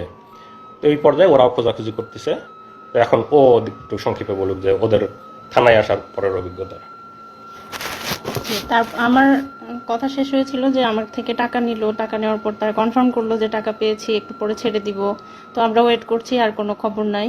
এরপরে যখন অনেক বেশি ভাইরাল হলো, তারপর হচ্ছে মানে আমার কাছে ওই যে আমার হাজবেন্ড বললো না যে যারা গার্ড দিচ্ছিল তাদেরকে অনেক রিকোয়েস্ট করছে, তো সেখানকার একজন আমাকে কল দিয়ে বলছে যে আমি আপনার হাজবেন্ডের ব্যাপারে জানি, উনি ভালো আছে, উনি মারা যায় নাই, উনি ঠিক আছে, আপনারা চিন্তা করিয়েন না। তো আপনারা যে এত একদম মানে ভাইরাল করে ফেলতেছেন, ম্যাসাকার করতেছেন, এই সেই করতেছেন, এগুলা কইরেন না, যত করবেন তত ক্ষতি হবে, এরকম করে আমাকে বলছে। তো তারপর আমি বললাম আমাকে তো কিডন্যাপের কথা বলে টাকা নিছে, তো এগুলা কারা তাহলে? পরে বললে তাই নাকি, টাকা নিছে, আপনারা টাকা দিছেন কেন? তারপরে আমি বললাম আমি তো জানি না, আমাকে বলছে কিডন্যাপ করছি, টাকা দেন, টাকা দিছি, কিন্তু তাকে আর ইয়ে দেয়, ফিরিয়েও দেয় না এবং ফোন নাম্বারও বন্ধ। তখন সেই পুলিশ অফিসার বলছে না, কিডন্যাপ করা হয় নাই, সে ডিবির হেফাজতে আছে এবং তাকে সম্ভবত অ্যারেস্ট দেখানো হতে পারে 2-1 দিন পরে। আপনারা যারা লাইভটা দেখতেছেন একটু শেয়ার করেন, যাতে বাকি সবাই আসলে যে এই ফ্যাসিবাদ এবং গুম এরা যে কতটা ভয়াবহ সবাই যেন জানতে পারে, হাসিনার ফ্যাসিবাদের শাসন এবং হাসিনার গুম নিয়ে সবাই যেন জানতে পারে। আপনারা সবাই লাইভটা একটু শেয়ার করে দিন, যাতে সবার কাছে এই ইনফরমেশনগুলো পৌঁছায় যায়। তো মানে ওই পুলিশটা আমাকে ফোন দিয়েছিল হলো দুপুর 11:30 থেকে 12টার এদিকে। তো আমাদের অবস্থাটা এমন ছিল, আমরা কাউকে বিশ্বাস করতে পারছি না তখন, কারণ কিডন্যাপের কথা বলে টাকা নিল, আবার পুলিশ ফোন করে আমাকে বলতেছে যে আপনারা এত ভাইরাল কেন করতেছেন। তো তখন আমাদের মনে হচ্ছে যে ওরা আমাদেরকে বাধা দেওয়ার জন্য হয়তো বা মিথ্যা কথা বলতেছে, আমাদের মনের ভেতরে সেই ধুকপুকনি কমে নাই। তারপরে যাই হোক সারাদিন চলে গেল। বিকাল 3টা মানে 2:45 থেকে 3টা এর মধ্যে হচ্ছে আমার ভাসুর, আমার যারা যারা ঢাকায় ছিল, আমার ভাসুর আমাকে ফোন দিয়ে বলল যে সংবাদ সম্মেলন করে ওরা তো মনিকে অ্যারেস্ট দেখাইছে। তো ইয়েতে কি রেলওয়ে থানায় অ্যারেস্ট দেখাইছে। আর আমরা হচ্ছে তার ইয়ে করছিলাম, জিডি করছিলাম, আমরা জিডি করছিলাম হচ্ছে দক্ষিণ খান থানায়। তো রেলওয়ে থানায় অ্যারেস্ট দেখাইছে, আমার ভাসুররা সাথে সাথে সেখানে গেছে, যে তার সাথে দেখা করতে চাইছে, বলছে যে না এখন দেখা করা যাবে না এরকম। তো তখন আমার ভাসুর আমাকে বললো যে তুমি এখনই রওনা দাও, হয়তো তোমাকে দেখা করতে দিবে, তুমি সাফওয়ানকে নিয়ে এখনই চলে আসো। তখন আমি আমার ইয়েতে ট্রেন ছিল আমার ইসলামপুরে জামালপুরে, তখন ট্রেন ছিল 3:30, আমি সেই ট্রেনে তখনই রওনা দিই আমার বাচ্চাটাকে নিয়ে। তো এর মধ্যে যে 3টা দিন গেছে, এই 3 দিনে আমি শুধু একটু পানি খেয়েছিলাম, এবং আমার বাচ্চাটা তখন কোথায় যাচ্ছে, কি খাচ্ছে, আমি কিছুই জানি না। তো সেই অবস্থায় আমি আমার ছোট বাচ্চাটাকে নিয়ে আমি আমার দুলাভাইয়ের সাথে করে ট্রেনে যাচ্ছি। তারপর আমরা মানে 8:30টার দিকে ঢাকায় পৌঁছলাম। ফোন পৌঁছেই হচ্ছে আমি আমার ভাসুরকে কল দিলাম যে কোথায় আসবো। তো পরে বললো যে থানায় আসার আগে থানায় আসো, আর হচ্ছে অফিসারের নাম্বার দিল যে আগে এনাকে ফোন করো যে দেখা করতে দিবে কিনা, এত দূর থেকে আসছো, যদি দেখা করতে না দেয় শুধু শুধু আসে কষ্ট করা লাগবে, আগে কল দিয়ে কথা বলে নাও। তো কল দিলাম, তখন ওনারা বললো যে না, রাত্রেবেলা আমরা কাউকে দেখা করতে দেই না, আমাদের অফিসাররা রাতে থাকে না, তো অনুমতি ছাড়া দেখা করা যাবে না, আপনারা কালকে সকালে আসবেন, সকালে তাকে কোর্টে নেওয়া হবে তখন আসবেন। তো আমি তো 3-4 দিনের এই ধকল, তার মধ্যে বাচ্চাটা নিয়ে আত্মীয়র বাসায় উঠেছি, আমার বাচ্চাটার অযত্নে ওর মানে পেটে গ্যাস হচ্ছে, মানে ওর প্যান্ট নষ্ট হচ্ছে, এরকম অবস্থা। তারপরে মানে যাই হোক আমার তখন ফিলিংসটা এমন ছিল যে আল্লাহ, পাওয়া তো গেছে, সে তো বেঁচে আছে, এটাই আলহামদুলিল্লাহ। হ্যাঁ, তখন এরকমই ছিল, আমার খালি মনে হচ্ছে কখন সকাল হবে, আমি কখন দেখতে যাব। তারপর সকালবেলা আসলাম। তো আসার পরে হচ্ছে 10:30টার দিকে আমি রেলওয়ে থানার সামনে সেই আমার ছোট বাচ্চাকে নিয়ে, আমার ভাসুররা ছিল কোর্টে, মানে আমাদের কথা ছিল এমন যে যদি কোর্টে নিয়ে যায় যেন ওনারা দেখতে পায়, আবার থানায় থাকলে যেন আমি মানে যে কেউ একজন যেন দেখতে পারি, যে কেউ। তো ওনারা ওখানে ছিল, আর আমি আমার দুলাভাই সহ বাচ্চা সহ আমরা হচ্ছে রেলওয়ে থানার সামনে দাঁড়ায় আছি। আমরা হচ্ছে বারবার জিজ্ঞেস করতেছি, আমাকে তো কিছু বলতেছে না যে আছে কি না আসলে, বা এই সে কিছুই বলতেছে না। তো তখন আমার শ্বশুরবাড়ি যেহেতু পাবনা, আমার শাহজাদপুর পাবনার কাছাকাছি এক এলাকার একটা পুলিশ ছিল, উনি আমাকে বলল যে আপনারা অপেক্ষা করেন, আছে উনি এখানে, কিছুক্ষণ পর বের করা হবে। তো সকাল 10:30 থেকে 12:30 পর্যন্ত রোদের মধ্যে দাঁড়াই ছিলাম, আমাদেরকে থানায় ঢুকতে দেয় নাই, ওখানে কোনো বসার জায়গা ছিল না, এবং ওখানে যেহেতু স্টেশন, চাইলে আমরা যেয়ে বসতে পারতাম। আমাদের কাছে মনে হয়েছে যে 1 মিনিটও এখান থেকে নড়বো না, যদি এর মধ্যে নিয়ে যায়, আমরা কোথাও গেলাম তখন যদি নিয়ে যায়। আমার বাচ্চা তখন হচ্ছে মানে 2-2.5 বছর বয়স, মানে ওর খাওয়া ঘুম সবকিছু উল্টাপাল্টা হয়ে যাচ্ছে। তো যাই হোক তারপরে তাকে 12:30টার দিকে হচ্ছে বের করলো। যখন বের করলো দেখি যে তার 2 হাত বাঁধা, এবং মানে এই যে আপনারা দেখছেন আসিফ মাহতাব স্যারকে যেভাবে বেঁধে বের করছে কোর্টে, সেইভাবে তাকে বেঁধে বের করছে। আমি দৌড়ে চলে গেছি, দৌড়ে গিয়ে তাকে জড়ায় ধরে খালি আলহামদুলিল্লাহ বলছে, আর বলছি যে তুমি একটুও চিন্তা করো না, সব ঠিক হয়ে যাবে। হ্যাঁ, আমি কাঁদি নাই, আমি তাকে সাহস দিছি, আমি বলছি যে সব ঠিক হয়ে যাবে ইনশাল্লাহ, তুমি একটুও চিন্তা করো না। ও আমাদেরকে দেখে অবাক হয়ে গেছে যে আমরা কিভাবে জানলাম, কিভাবে এখানে আসলাম। তো আমার মানে আমরা ওখানে যাওয়ার সাথে আমার আমাদের তো ধারণাই নাই যে ওরা মিডিয়ার মাধ্যমে জানছে, মানে থানার সংবাদ পাইছে, থানাতে চলে, কারণ আমি তো থানার মধ্যে, মানে আমি কিছুই বুঝতে, মানে আমি ওদেরকে দেখে অবাক হয়ে গেছি যে মানে ওরা এখানে চলে আসছে। আমি আমার আমার ছেলেকে নিয়ে আমি যখন গেলাম দৌড়ায়, ওরা আমাদের কুকুরের মতো দূর দূর করে মানে ইয়ে করে দিচ্ছে, তাড়া দিচ্ছে, এই চলে যান চলে যান, খবরদার কাছে আসবেন না, কাছে আসলে কিন্তু আসামিকে টর্চার করবো, খবরদার কাছে আসবেন না। তো ও আমার বাবুকে জাস্ট একটা চুমা দিতে আসছিল, মানে ঠোঁটটা কাছে নিয়ে আসছে আমার বাবুর গালের কাছে, ওরা দিতে দেয় নাই। ওরা ওকে দড়ি ধরে টান দিয়ে হেঁচকে টান দিয়ে নিয়ে গেছে। এই দৃশ্য আমি কোনোদিনও ভুলবো না। তারপর যাই হোক, ওনাকে একটা সিএনজিতে উঠালো, পাশে তো 3-4 জন পুলিশ ছিল, তো সাথে সাথে আমরা আরেকটা সিএনজি ভাড়া করলাম। ভাড়া করার পরে ওনার আমাদেরই হলো যে আমরা ওদেরকে পুরো ফলো করব, ওরা যেদিক দিয়ে যাচ্ছে আমরা ওইভাবে। তো যে ফলো করতেছি, আমাদের সিএনজি ওদের সিএনজি পাশাপাশি ছিল, এবং একটা জ্যাম লেগে যায়। জ্যাম লেগে যাওয়ার ফলে তাদের সিএনজি আর আমাদের সিএনজি একদম পাশাপাশি, মানে আমি বারবার আমার এখান থেকে দেখতেছি ও একটু করে তাকাচ্ছে। তো আমি সাফওয়ানকে বলছি, দেখো ওই যে তোমার বাবা, ডাকো বাবাকে ডাকো। সাফওয়ান ডাকতেছে, বাবা বাবা এমন করে ডাকতেছে। পুলিশ কতটা হিংস্র, কতটা খারাপ, সে সিএনজি থেকে বের হয়ে এসে, আমাদের সিএনজিওয়ালা একটু বয়স্ক ছিল, আমাদের সিএনজিওয়ালাকে লাথি মেরে বলতেছে যা তাড়াতাড়ি এখান থেকে, মানে আমাদের সিএনজি ওখানে দাঁড়াতে দিচ্ছে না। সে বয়স্ক মানুষটার সাথে খারাপ, জাস্ট আমার ছেলে একটু বাবা বলে ডাকছে, এটাই ওদের সহ্য হচ্ছে না। ঠিক আছে, তখন ওরা লাথি মেরে আমাদের সিএনজিওয়ালাকে বলতেছে যা তাড়াতাড়ি, মানে যেন দেখাই না হয় এরকম। পরে যাই হোক ওনাকে নিয়ে গেল, নিয়ে যাওয়ার পরে কোর্টে, মানে যখন ওনাকে সিএনজি থেকে নামিয়ে গারদে নিচ্ছে আমার ভাসুররা, তখন প্রথম 3-4 দিন পরে তাদের ভাইকে দেখতে পেল। তারপর আমরা নামলাম, নামার পরে আমরা মানে অপেক্ষা করছি কি করে কি হবে, কারণ আমাদের পরিবারে কোনো, আমার শ্বশুর বাড়ি আমার বাবার বাড়ি কোনো ফ্যামিলিতেই এরকম কিছু হয় না, আমরা কিচ্ছু জানি না কি হতে যাচ্ছে কি হবে। কিন্তু আমার মনের মধ্যে একটা সাহস ছিল যে আমার ভাসুররা অনেক ভালো ভালো জব করে, ইনশাল্লাহ খুব দ্রুত বের করে আনতে পারবে। আমি জানি না, আমি ছোট মানুষ, তখন এসব বুঝি না, মানে এত কষ্ট যে হবে সেটা বুঝতে পারিনি। আমার মনে হয়েছে খুব দ্রুত 2-3 দিনের মধ্যেই হয়তো বের করতে পারবে। তো তারপর যাই হোক গারদ থেকে তাকে কোর্টে নেওয়া হলো। আমরা পিছে পিছে যাচ্ছি, আমাদেরকে একটুও কাছে ঘেঁষতে দিচ্ছে না, মানে কোনো কথা কোনো ইনফরমেশন যেন আমরা তাকে না দিতে পারি বা উনি আমাদেরকে কিছু না জানাতে পারে, তার কাছেই ঘেঁষতে দিচ্ছে না, এবং দূর দূর করে তাড়িয়ে দিচ্ছে। তারপর হচ্ছে তাকে তখন কোর্টে তোলা হলো। এরপর তুমি বলো।